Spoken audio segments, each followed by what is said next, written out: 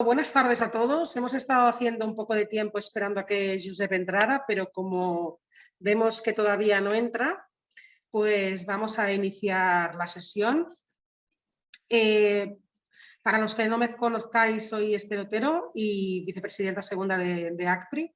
Y bueno, habíamos dejado de hacer estas reuniones virtuales, puesto que ahora ya tenemos posibilidad de asistir a pues, este tipo de charlas de forma presencial.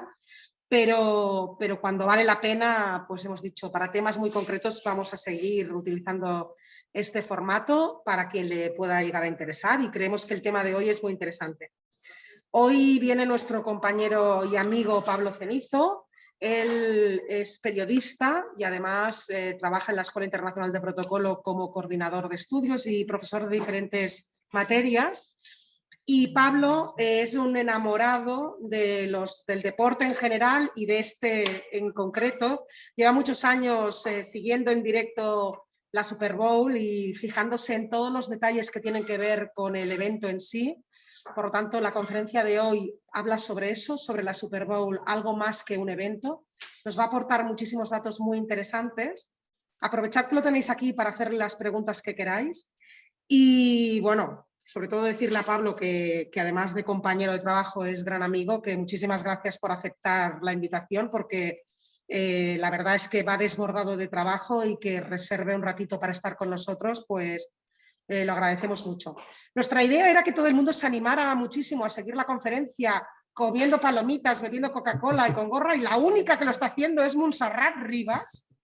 Atención al socio de ACPRI, que ella es muy obediente y además se ha metido en el papel completo de decir, vamos a vivir la Super Bowl desde aquí, desde las pantallitas pequeñas.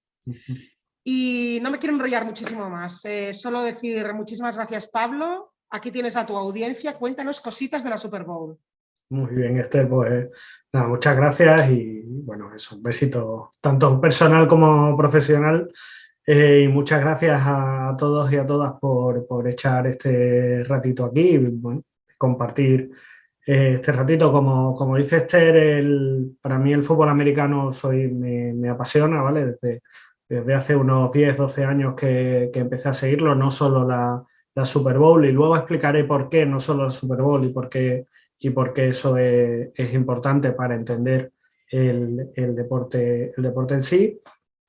Y ya desde hace un tiempo me pensé organizar una sesión e intentar contaros cositas.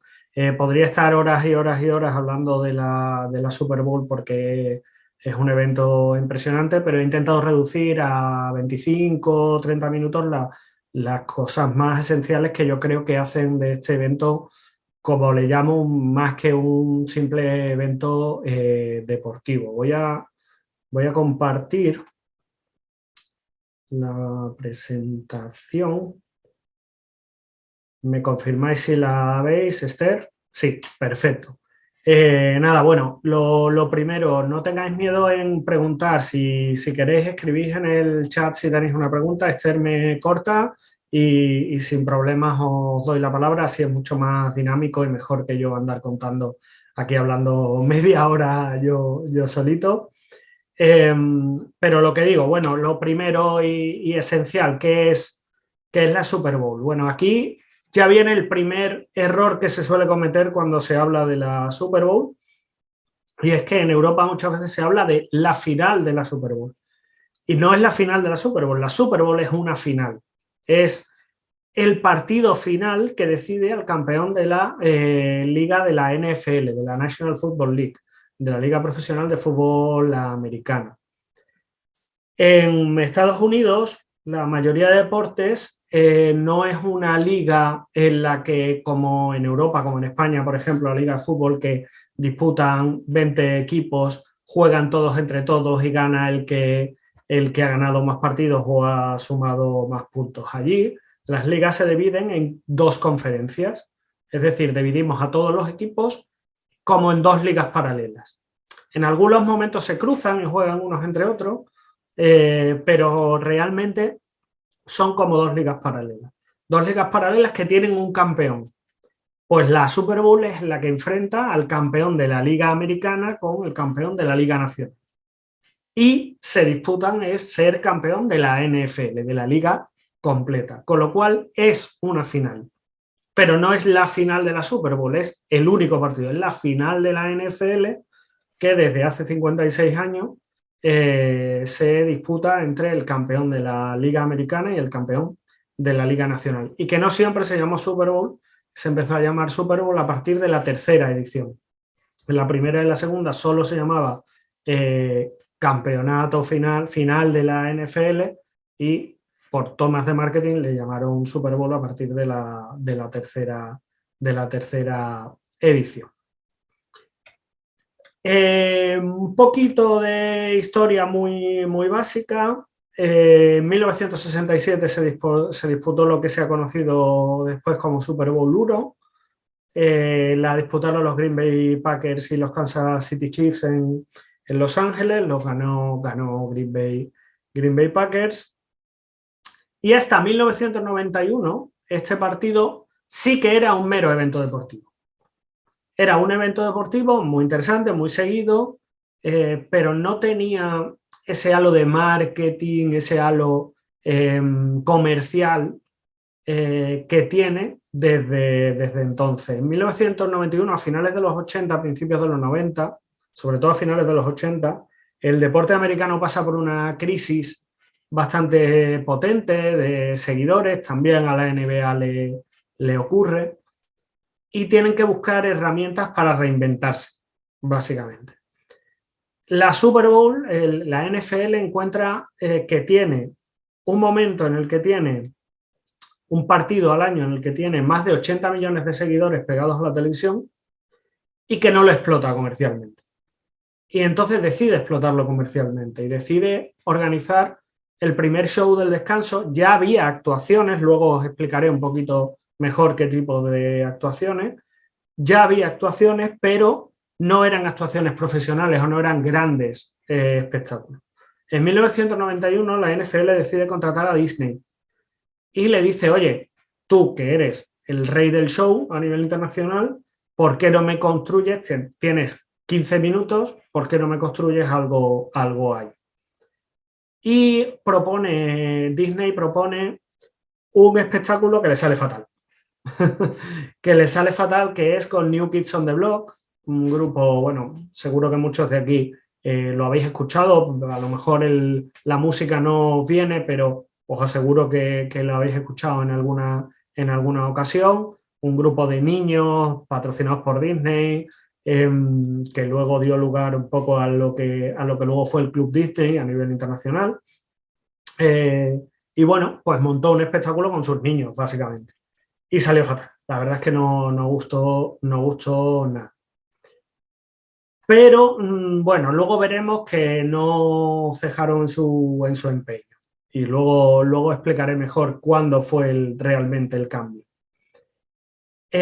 Por cerrar un poco esta historia, este año se acaba de disputar, este fin de semana pasado, no el anterior, el Super Bowl 56, donde Los Ángeles Rams se han impuesto a los Cincinnati Bengals en la ciudad de Los Ángeles, precisamente en el SoFi Stadium, un estadio inaugurado el año pasado, y para que os hagáis una idea del dinero, luego hablaremos más de dinero, pero para que os hagáis una idea del dinero que estamos hablando que se mueve en torno a este deporte, el propietario de Los Ángeles Rams ha pagado 3.000 millones de dólares por ese estadio.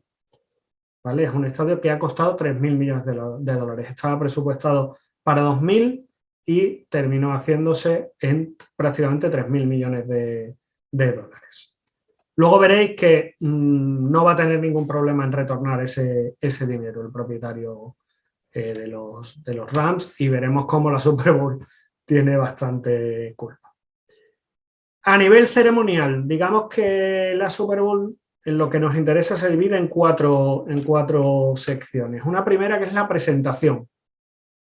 Se presentan los equipos, a través de televisión normalmente se hacen vídeos espectaculares presentando a los equipos, explicando cómo llegan, el uno, el otro. Y en el propio estadio normalmente se abre una bandera que ocupa todo el estadio, se canta el himno americano que ya sabéis que es una tradición en el deporte americano siempre antes de un partido cantar el himno, por razón de más en toda una final. Y está perfectamente calculado que en la última estrofa del himno americano sobrevuelen el estadio aviones del ejército estadounidense. Siempre ocurre en la Super Bowl y está cronometrado al milímetro que tal cual termina el himno sobrevuelan los aviones. Incluso, como ocurre en el SoFi Stadium de Los Ángeles, cuando está techado el estadio, algunos son estadios techados, aún así sobrevuelan igualmente y se transmiten a través de grandes pantallas es un momento de exaltación patriótica absoluta en su deporte más patriótico, que es la NFL, el fútbol americano. Luego tenemos el partido en sí. Antes he dicho que yo me enamoro de este deporte siguiendo mucho más que la Super Bowl. El partido de Super Bowl sería el último que yo recomendaría a alguien que quiere aficionarse al fútbol americano para verlo directamente. ¿Por qué? Porque es el partido final, es decir, llegan después de 4 meses y medio de temporada con muchas lesiones, muchísimo contacto, mucho peso en el cuerpo y además 2 equipos que ya se conocen muy bien porque tienen mucha grabación de cómo se disputan otros partidos. Entonces, normalmente es un partido muy táctico, muy técnico, Yo lo he empezado a disfrutar más a medida que he conocido más el deporte que al principio. Es decir, yo lo primero que veo, lógicamente, como la mayoría, el primer partido que veo de fútbol americano en mi vida es una Super Bowl y no me entero de nada. Me entero de muy, muy poco. El fútbol americano es un deporte muy complejo, muy, muy complejo. Un amigo mío lo describe y me encanta como ajedrez con hombres de 230 kilos. ¿Por qué? Porque si lo vemos desde fuera parece que simplemente son señores muy grandes dándose golpes, pero resulta que todo tiene un porqué, todo está diseñado al milímetro, todo, si quiero dar este pase aquí, tengo que hacer una maniobra de distracción en otro lado, tengo que bloquear aquí, tengo que permitir que este jugador salga así, la defensa lógicamente va a intentar evitar esas cosas. Es un deporte muy, muy complejo de entender, que tiene una barrera de entrada compleja porque cuesta seguirlo al principio. También es un deporte con muchas interrupciones. Es un deporte en el que básicamente tú tienes 4 opciones para avanzar 10 yardas, 9 metros y pico, y cada vez que hay un intento, el balón se para, se vuelve al sitio hasta donde se haya avanzado o hasta donde haya atrasado y vuelve a empezar la jugada. Entonces, a alguien que no esté metido en el deporte, esos ratos le matan, porque nosotros estamos acostumbrados, sobre todo en Europa, a deportes muy dinámicos, muy vivos. El fútbol no se para en ningún momento, el baloncesto, el balonmano, deportes puramente europeos en el que estamos acostumbrados a ritmo, y el descanso es descanso. Y ahora también haré una reflexión en torno a esto y a la Super Bowl y Europa. Pero durante el juego no descanso, prácticamente no descanso. En baloncesto tenemos tiempos muertos, pero entran dentro de la dinámica. El fútbol americano se para. Hay un amigo mío que no le gusta nada, siempre dice que, joder, son 5 segundos de juego y 30 segundos parados. 5 segundos de juego y 30 segundos parados. Cuando te metes en el deporte, entiendes que esos 30 segundos son maravillosos para entender todo lo que ha pasado en esos 5 segundos de juego. Porque han pasado muchas cosas que en directo no ves. Un bloqueo que ha sido esencial para que la jugada salga, o todo lo contrario, un movimiento de la defensa que ha sido esencial para que la defensa se imponga. ¿Qué ocurre en la Super Bowl? Que todo eso está al milímetro. Entonces es muy complejo, es un deporte que no suele ser, un partido que no suele ser a gran anotación, es un partido, normalmente lento, aunque este año ha sido rápido. Entonces es complejo. Y además tiene otro problema, que es que, vale, veo la Super Bowl y me encanta, pero es que el siguiente partido de liga ya no es hasta septiembre. Con lo cual pierdo el interés, tengo 8 meses prácticamente desconectado de este deporte, con lo cual, pues ya cuando llega septiembre es que ni me acuerdo. Entonces, bueno, ese es uno de los problemas que tiene para seguir el deporte desde Europa. El show del descanso, quizá lo más conocido, un espectáculo de 15 minutos a cargo de una o de varias estrellas musicales a nivel mundial. Luego entraremos en profundidad en él. Y este año, simplemente por hacer referencia, pues han sido varios raperos, Dr. Dre, Snoop Dogg, Kendrick Lamar, Eminem, los que se han encargado. Luego hablaremos de cifras, en fin, alucinaremos un poco todos con las cifras que se pagan. Y cerraríamos las partes de ceremonial con la premiación. Aquí tenemos una curiosidad. En la NFL, al equipo campeón se le entrega un trofeo, tiene un nombre, en este caso, Trofeo Lombardi, en honor a un antiguo entrenador, el entrenador que ganó la Super Bowl número 1, Vince Lombardi, que murió unos años después de cáncer, y entonces decidieron ponerle su nombre al trofeo Vince Lombardi. En España, en Europa, tenemos la costumbre de entregarle el trofeo al capitán del equipo. En Estados Unidos, la NFL entrega el trofeo al propietario del equipo. Es al dueño del equipo, al señor que probablemente no ha cogido un balón de fútbol americano en su vida. Es al que se le entrega, es el que pone su dinero para que ese equipo funcione, ¿vale? Entonces se le entrega, normalmente dice unas palabras, y él es el que se lo entrega normalmente al entrenador, y el entrenador se lo da al capitán, y el capitán es quien lo baja a la zona, al campo, para que lo disfruten el resto de compañeros. Ahí tendríamos una diferencia básica de ceremonial con respecto al deporte europeo. Digamos que es la más importante.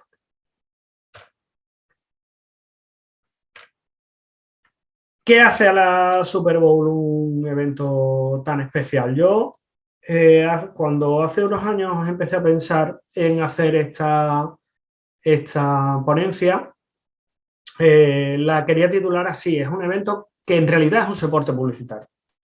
Lo principal de la Super Bowl, lo que ha conseguido la NFL, es que el evento sea un soporte publicitario diseñado para televisión, para impactar a más de 100 millones de personas solo en Estados Unidos, y cada vez más a nivel internacional. La audiencia televisiva, como digo, todavía no he visto las cifras de este año, no me ha dado tiempo, pero el año pasado estuvo en 113 millones de personas solo en Estados Unidos. Y a nivel internacional, pues estamos hablando de en torno a 150, 160 millones de espectadores. Todo esto hace que Pepsi, que es quien ahora mismo tiene el naming right del show del descanso, no del partido entero, sino solo del show del descanso, se llama Pepsi Halftime Show, paga $8 millones por temporada, solo por el derecho de que el show del descanso se llame Pepsi Halftime Show. Es el único derecho que le da. Si quiere tener un anuncio adicional, lo tendrá que pagar. Lo que sí puede hacer es explotar el show del descanso a nivel de promociones y demás, pero los 8 millones los paga simplemente por ponerle su nombre al show del descanso. 30 segundos de anuncios en televisión en el descanso cuestan de media $6,5 millones. El anuncio justo después del descanso, que este año lo ha tenido la empresa de criptomonedas Crypto.com, le ha costado $7,5 millones. Te garantiza un impacto mediático, pues eso, de en torno a 150 a 160 millones de personas en todo el mundo. Los artistas que participan no cobran. No cobran de forma directa, pero Spotify calcula que desde que se comunica quién es el artista que hace el espectáculo, hasta una semana después aumentan sus escuchas en Spotify un 500%. Normalmente no son artistas que en ese momento estén en el top de su carrera. Normalmente son artistas que han sido top y que ahora están en un proceso o en un valle de popularidad o no están en un proceso de sacar discos. Ahora bien, normalmente son artistas que una vez pasa el show, a las 2 semanas anuncian disco nuevo, por lo que sea. ¿Vale? Normalmente, claro, las productoras se rifan poner ahí a sus artistas porque, aunque el artista no cobre, le sale muy, muy rentable. Es importante que entendamos que el artista no cobra, pero todo lo demás sí, es decir, la producción hay que pagarla y la producción es cara. Los bailarines que participen hay que pagarlos, la promoción hay que pagarla. Es decir, no es que le salga gratis a la productora hacerlo, pero bueno, el artista va encantado porque es una grandísima promoción para su figura. Como decía antes, no ha sido así siempre. Para que nos hagamos una idea, la primera Super Bowl 1, solo entre comillas, 25 millones de espectadores. Y el show del descanso lo hacía la banda universitaria de la Universidad de Grambling en Arizona, que es la típica orquesta universitaria americana que tocan y van marchando y van moviéndose, que son muy divertidas, es muy tal, pero bueno, al final muy divertido y muy atractivo, pero no es un mega espectáculo. ¿Vale? Hasta 1991 el show del descanso era eso, una banda marchante. Durante muchos años lo hizo una asociación que se llamaba Hola a todo el mundo, que es una asociación que busca, que todavía existe, que busca a través de la música el encuentro entre razas, países, etcétera, etcétera. Entonces, bueno, pues llevaban a músicos, artistas de todo el mundo y entonces hacían un show musical y tal, pero no dejaba de ser un show musical que, bueno, nadie conectaba la tele específicamente para verlo, sino que, bueno, lo veo en casa, pero no conecto específicamente. Al final no consigo atraer a quien no sea seguidor del fútbol americano, no consigo atraerlo con el show del descanso. Ahora veremos que eso ha cambiado y mucho. 1991, lo que decía, no funciona bien con New Kids on the Block, y en 1993 llega el cambio absoluto con el movimiento que era lógico en ese momento, que es darle a Michael Jackson las llaves del espectáculo. Michael Jackson, toma y haz lo que quieras, haz lo tuyo. Y ahí sí, empieza la revolución del show del descanso con una mega producción que hoy lo vemos y decimos, hombre, tampoco es una producción tan grande comparado con lo que se hace ahora, pero pensar que eso es 1993, recomiendo ver el vídeo, porque bueno, sí que se nota una evolución y un espectáculo. Curiosamente, Michael Jackson hace una cosa con un gesto de mucha clase, y es que invita a New Kids on the Block como artista invitado, y inaugura otra tradición del show del descanso, que es que hay un artista o varios artistas que son los principales y el artista invita a un artista sorpresa. Y siempre hay una aparición sorpresa de un artista que canta una canción o dos. Este año, como era hip hop, pues invitaron a 50 Cent, apareció y no estaba anunciado. Pues recuerdo que el año de Coldplay apareció Bruno Mars y Beyoncé. El año de Bruno Mars aparecieron Red Hot Chili Peppers. Bueno, el artista o su productora deciden invitar a cantar una canción a otro artista o a un par de artistas. En 2010 se alcanzan los 100 millones de espectadores con el show de Who. Curiosamente fue la primera Super Bowl que yo vi. Y el récord de espectadores lo tiene Katy Perry con 114 millones de espectadores en televisión. ¿Qué ocurre a partir de 2015? ¿Por qué no se ha conseguido todavía llegar otra vez a los 114 millones? Por una cosa muy sencilla, es la hoja del streaming. Mucha gente ya no ve el espectáculo por televisión, sino que lo ve a través de streaming. Eso lo sabe la NFL y lo cuenta también, lo contabiliza.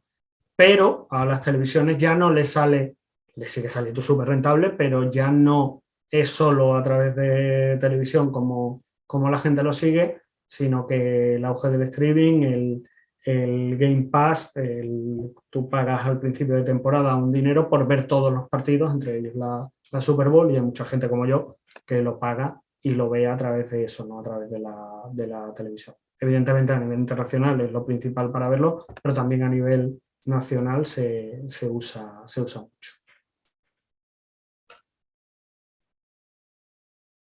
Por ir concluyendo y resumiendo, para no teneros más tal, y luego abrimos, por supuesto, turno de preguntas. Como hemos visto, hemos pasado de 84 millones de espectadores en el 93 a 114 millones solo en Estados Unidos en 2014. Insisto, ahora estamos a nivel internacional en unos 150, 160 millones de espectadores. Y me lo asocio a la tercera clave, el deporte como excusa. Antes decía que el show de Viva la Gente, pues bueno, tú veías el partido porque te interesaba y bueno, el show del descanso estaba ahí. En la actualidad se calcula que solo el 33% de espectadores tiene más interés en el partido que en el show. Es decir, he conseguido darle radicalmente la vuelta.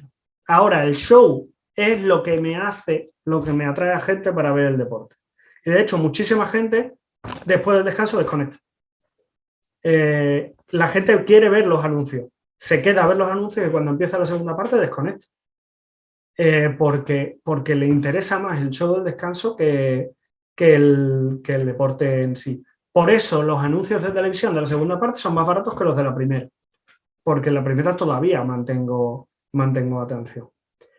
En cualquier caso, las cifras de las que estamos hablando es que en el contrato de televisión que firmaron a mediados del año pasado CBS, Fox, ABC, NBC y Amazon con la NFL han pagado 110.000 millones de dólares entre todas, tal cual, no faltan ni sobran ceros, 110.000 millones, lo que ellos llaman 110 billones americanos de dólares por los derechos de emisión durante 11 años, entre 2022, entre la temporada que empieza ahora, vamos, que empezará en septiembre, y 2033, la temporada que terminará con la Super Bowl de 2034.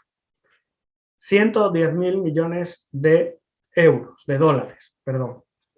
Esas son las cifras de las que estamos hablando en el show americano. Claro, es que luego puedo vender un anuncio de televisión a 6,5 millones de dólares en los 30 segundos. Y eso este año.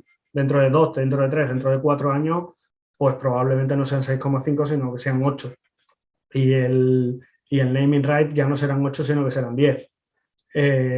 Por el naming right del descanso. La NFL ha entendido perfectamente que la vía del patrocinio es la vía en la que hacen rentable el deporte a estos niveles. Y lo ha conseguido a través del show del descanso, principalmente. A través de ahí ha conseguido un crecimiento exponencial en el seguimiento del deporte, que eso hace que más gente siga el deporte a lo largo de toda la temporada, con lo cual hace que suban las audiencias televisivas durante todo el año, con lo cual hace que consiga más patrocinadores, que maneje más dinero, etcétera, etcétera, etcétera. Y todo lo consiguen con ese show del descanso que en el 91 no lo sale del todo bien, pero que sin embargo no cejan en su empeño y en el 93 se dan cuenta de que no pueden ir con medianías y que se lo tienen que dar al rey, que lo cambia todo para siempre. Y esto sería todo. Como digo, podría estar hablando horas y horas y horas, pero bueno, os doy la palabra y estaré encantado de intentar solventar las dudas que indiquéis. Pues muchas gracias, Pablo. Tengo que decirte que mientras ibas hablando, Jorge Herrero Catalán iba haciendo comentarios. Parece que también es un apasionado del tema. No sé si querrás decir algo, Jorge.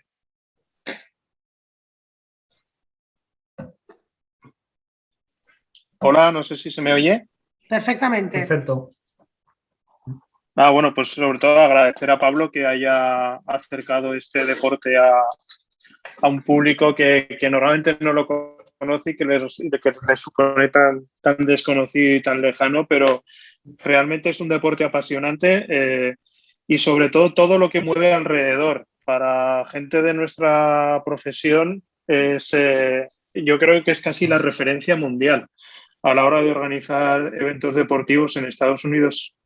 Sinceramente están a otro nivel y la NFL es el mayor exponente que tienen en ese sentido, porque está muy por encima de otras ligas grandes como tienen de béisbol, incluso de la NBA. La referencia absoluta es la NFL y ponen el 100%. Y realmente en partidos como la Super Bowl o el Super Bowl, como se puede decir en otros países de habla hispana, se puede ver que es el máximo que se puede hacer en la organización de un evento deportivo incluso o de otro tipo, porque las cifras de las que se habla son absolutamente mareantes. El estadio, por ejemplo, de este año, el SoFi Stadium, no sé si habéis buscado alguna foto por internet, pero es algo espectacular, que no hay nada igual en el mundo.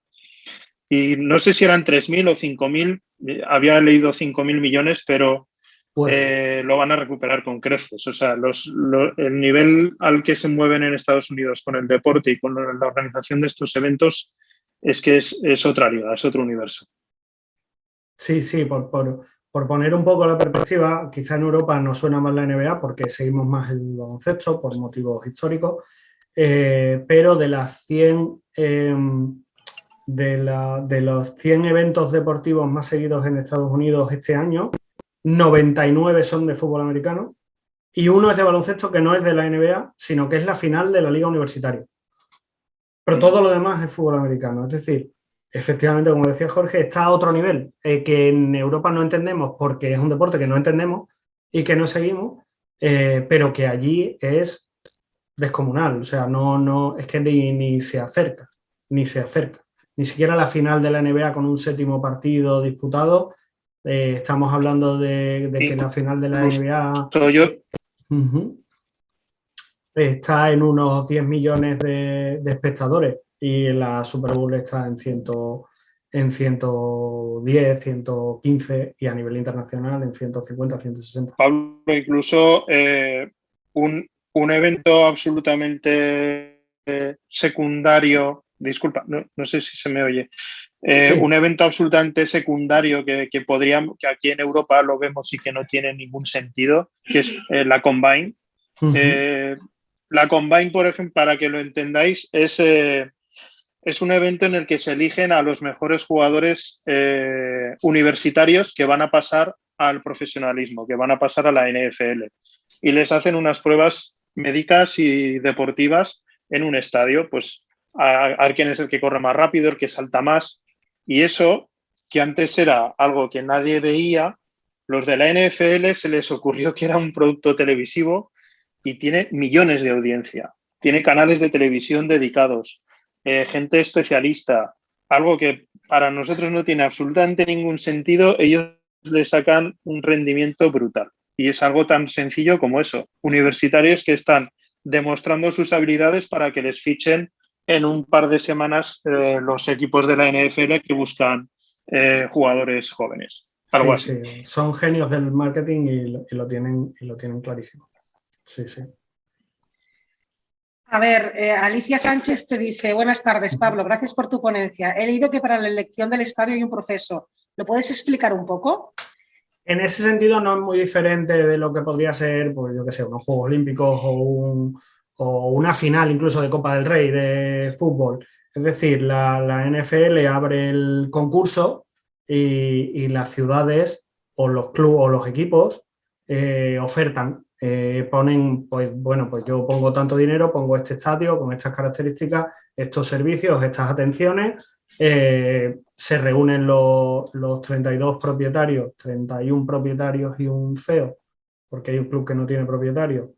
Se reúnen y deciden, pues el año que viene nos vamos a Arizona, que es el caso del año que viene, el año siguiente nos vamos a Las Vegas, el año siguiente nos vamos a Miami o donde correspondan.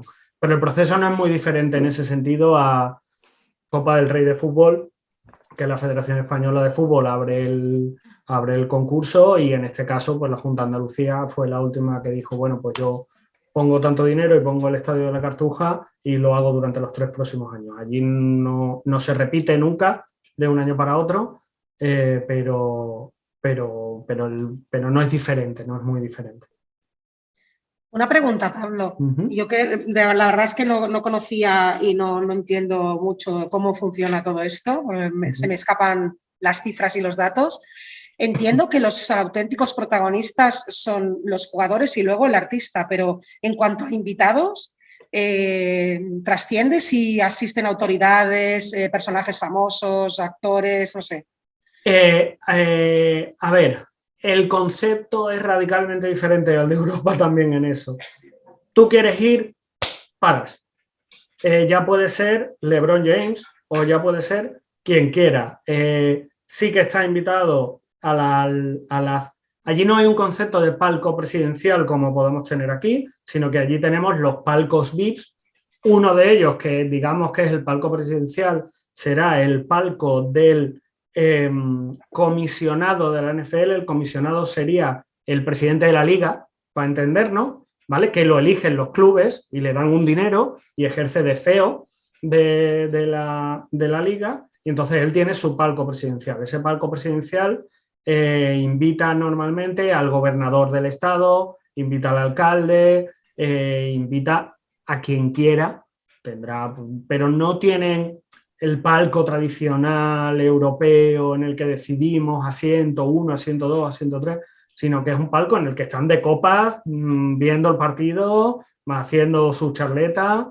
No tienen ningún tipo de protagonismo institucional los políticos, ninguno.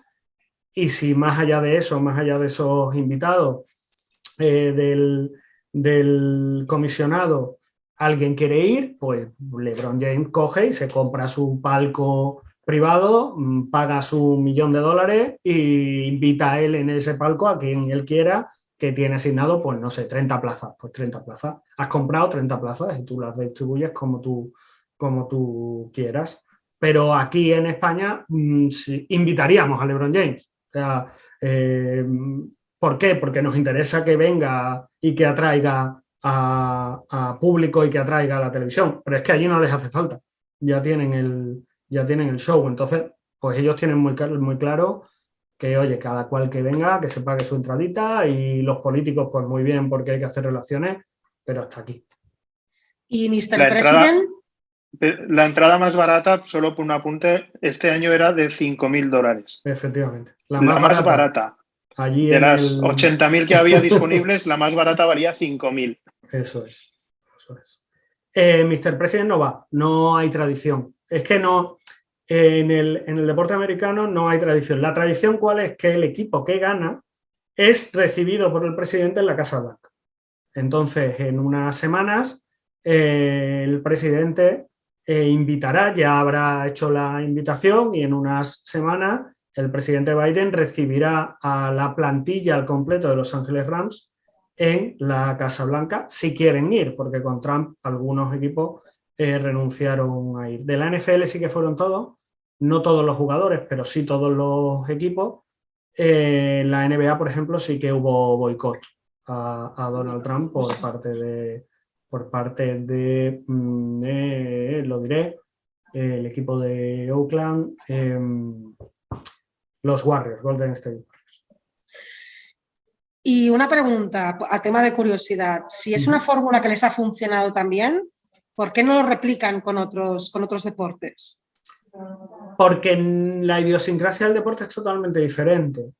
Es lo que digo. El resto de deportes son mucho más dinámicos. Bueno, el béisbol no tiene dinamismo, pero tampoco tiene un descanso. Entonces, el show se hace durante. Por ejemplo, en béisbol el show se hace durante, pasan muchas cosas. En la NBA el show se hace en los tiempos muertos. Entonces, es que no es replicable. Muchas veces me preguntan, ¿y por qué no se hace la final de la Champions? Porque no es replicable, porque la idiosincrasia es totalmente diferente, porque en Europa llega el descanso y me voy al cigarrito y a tomarme la cervecita para volver y estar en el minuto 1 en el saque de vuelta. El fútbol americano te permite que hagas eso durante el propio partido, con lo cual puedo llegar al descanso y estar atento al show del descanso. La idiosincrasia es diferente y es que el fútbol americano es perfecto para ese diseño, en el que el show del descanso tiene un protagonismo tan especial. ¿Tienes un par de cierto, disculpad, no sé, que sí. También es cierto que es un deporte de contacto que es durísimo y que solo se juegan 17 partidos en toda la liga, más la Super Bowl el que llega. Entonces, por ejemplo, no se puede replicar una forma de final como el de la NBA, que se juegan 7 partidos seguidos, porque los jugadores, primero, que se negarían y que luego llegarías al 7º partido con la mitad de la plantilla lesionada. Entonces, es un deporte que solo se puede resolver en un partido y, como dice Pablo y lo está explicando muy bien, la propia estructura del partido permite que se pueda disfrutar de esa manera. Pues Pablo, tienes 2 cuestiones aquí pendientes de contestar. Alicia Sánchez te dice, perdona que insista Pablo, pero Sport Illustrated publicó un documento de 153 páginas hace años sobre los requisitos que tiene que tener una ciudad para albergar esta final. Y Montserrat Rivas te dice, ¿cómo se designan las ciudades sede del partido de la Super Bowl? ¿Turno rotatorio, la que ofrece más dinero? Claro, tú tienes que cumplir unos estándares mínimos, insisto, y eso no es diferente. Por ejemplo, para organizar unos Juegos Olímpicos tienes que tener una ciudad con, creo recordar, que es más de 1,5 millones de camas hoteleras disponibles. Pues en este caso es un poco parecido. La verdad es que no me he leído los 153 páginas del informe, no sé exactamente los criterios, sé que tiene que cumplir unos criterios. Y a partir de ahí, a partir de esos criterios, pues cada ciudad ofrece una serie de cosas. No siempre es directamente más dinero. Por ejemplo, Miami la hizo, si no recuerdo mal, hace 2-3 años, el año del show de Shakira y J-Lo, hace 2 años. En Miami lo que decía era, vale, tráeme la Super Bowl, dame la Super Bowl y yo me comprometo a ampliar el estadio. ¿Qué ocurre?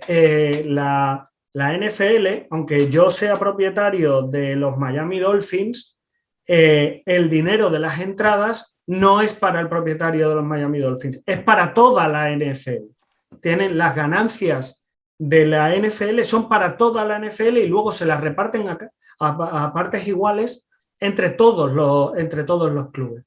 Entonces, a lo mejor a la NFL, para la Super Bowl 54, yo qué sé, Las Vegas ofrecía más dinero que Miami, pero Miami ofrecía a largo plazo una mejor inversión. ¿Por qué? Porque me va a dar más plazas durante más años, con lo cual a la larga me va a dar más dinero. Eso, insisto, se reúnen cumpliendo esa serie de requisitos. Se reúnen todos los propietarios y todos los propietarios eligen la oferta que, cumpliendo esos requisitos, decidan. No es un turno rotatorio, es un concurso de méritos, entre comillas, y de ofertas en el que todo en el fútbol americano, absolutamente todo, lo deciden entre los 32 propietarios de la NFL. Son como un sindicato en el que, o un cártel en el que entre los 32 toman todas las decisiones por mayoría y así se designa. Pablo, no puedo dejar pasar más tiempo sin decirte algo que me han dicho que lo dejara para el final, pero aquí hay que echar carne al asador. Miguel te dice, por favor, deja esta pregunta para el final, dice Pablo, ¿Joe Montana o Tom Brady? Pero Jorge Herrero dice, Aaron Rodgers siempre. ¿Tú qué dices? A ver, yo soy de Rodgers porque yo soy de los Packers, pero lo que ha hecho Tom Brady no tiene igual y es muy difícil que vaya a tener igual en la historia de la NFL. Se ha retirado, o sea, para que entendamos cómo es el deporte, es un deporte que está diseñado para que no ganen, para que sea muy difícil que gane un mismo equipo muchas veces seguidas. Tom Brady ha jugado durante 20 años, se retira con 7 títulos y tiene más títulos él solo que cualquier equipo de la NFL. Que el primer equipo que más tiene, los 2 primeros equipos que más tienen 6 títulos. Sus New England Patriots y los Pittsburgh Steelers. Tienen 6 y él como jugador tiene 7. Con lo cual, claro, es que eso no lo ha hecho nadie. Solo por eso yo creo que es indiscutible. Luego a mí, pues claro, yo Rodgers siempre porque soy de los Packers y entonces es mi quarterback. Aunque a día de hoy no sé si sigue siendo mi quarterback, pero bueno, eso ya es deporte, es puramente deportivo. Pues Pablo, interesantísimo. Veo que eres una enciclopedia andante sobre este tema. La verdad, es súper interesante. Creo que a todo el mundo le está gustando muchísimo. También Jorge, Jorge también es otro súper entendidísimo. Sí. No Nada, sé si... Lo que he ido aprendiendo a base de verlo. Ojalá me gustaría saber mucho más de lo que sé y sobre todo me gustaría que alguna vez me tocaran los Euromillones para poder ir, pero bueno, hacemos lo que podemos y compartimos lo que sabemos. Pues no sé si alguien quiere comentar alguna cosa más. Por favor, abrid el micro y decírselo a Pablo directamente. No hace falta que lo escribáis. Y si no tenéis nada más que decir, entonces dejaríamos a Pablo ir a descansar y a todos nosotros, claro. Solo una pregunta más, Pablo. Venga, claro. La entrada más barata has dicho $5.000. Sí, ¿Y la más cara qué puede costar? Pues no tengo ni idea, pero estamos hablando de que los palcos privados, que como digo no es una entrada, sino que es un palco privado que algunos tienen hasta 30 entradas, están en millones de dólares. ¿Y qué coño lo haces tú? Con lo cual, pues eso, lo compran empresas o lo compran megaestrellas que se llevan a sus colegas a disfrutar del show.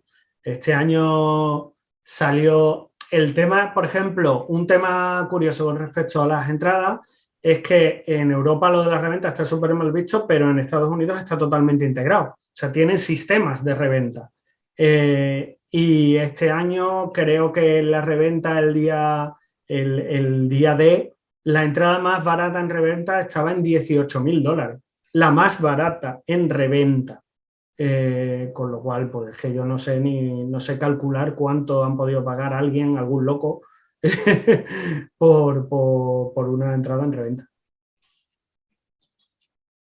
Gracias. Nada. Pablo, sé que Albert quería hacerte una pregunta. A ver, Albert. Miedo me das. Yo te recuerdo que la escuela de protocolo cuando vivías en Barcelona. Ay, que no te escucho. Enciende el micro y que lo apague Pensaba que le había dado. Ahora. Te recuerdo cuando estabas viviendo en Barcelona en la escuela de protocolo, habiendo trasnochado las noches de la Super Bowl.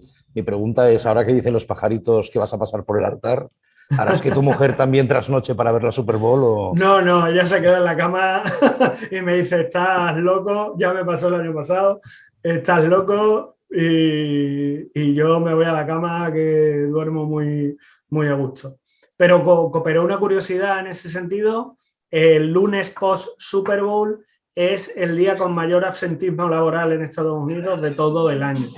¿Vale? O sea, que conocen del impacto ese y el martes después de la final universitaria de baloncesto son los días con mayor absentismo laboral en Estados Unidos. Pues Pablo, yo ahí estaba, acababa la Super Bowl a las 5 de la mañana y a las 9 de la mañana estaba dando clase, que conste. Absolutamente. damos fe, damos fe. Pues una cosita, pues Pablo, si nadie más quiere decirte nada, tengo que trasladarte que Jorge Herrero te ha dicho que muchas gracias, que eres un fenómeno y te ha dicho Go Packers. Hombre, por supuesto, Go Pack Go. Sí. Pues nada, ha aparecido Josep Solà, que no ha llegado a la bienvenida, pero sí que os va a decir adiós a todos. Y solamente decirte muchísimas gracias, Pablo, ya sabes, te amamos, te adoramos, gracias por haber compartido todo lo que sabes. Y le doy la palabra a Josep Solà. Pues muchas gracias. Gracias, Pablo. La verdad es que sé que has puesto un poco de luz sobre la oscuridad, como dirían por aquí en algún programa televisivo. Pero, por ejemplo, interesante saber que por 5.000 euros puedes salir a fumar un cigarrillo o beberte una bebida y dejar de ver el partido. Está muy bien, la verdad es esa. Y que verdaderamente no sé por qué se llama Super Bowl cuando te podría decirse Super Show, porque si verdaderamente lo importante es el show, pues al final parece que no tenga otra historia. Pero realmente es muy interesante. Y lo de la reventa también es muy interesante. Se tendría que tomar en cuenta, porque si no puedes con ella, únete. Es decir, hazte la tuya y de esta manera consigues que pueda funcionar. Pero nada, gracias de verdad, Pablo. También, Jorge, por tus aportaciones y las que habéis hecho los demás. Ya sabéis, iremos haciendo conferencias virtuales, no las hacemos ya mensualmente, las iremos informando por redes para que lo vayáis viendo. Y para los que sois socios, ya sabéis que el 12 de marzo tenemos la asamblea, que la haremos en un celler, una bodega donde podremos hacer también al final un tasto de vinos. Lo haremos después, lo que es este tasto, más que nada para que la gente escuche bien la asamblea, que si no tendríamos un problema más agudo en este sentido. O quizás lo tendremos que plantear y cambiar. Lo mejor sí, lo tenemos que hacer al revés.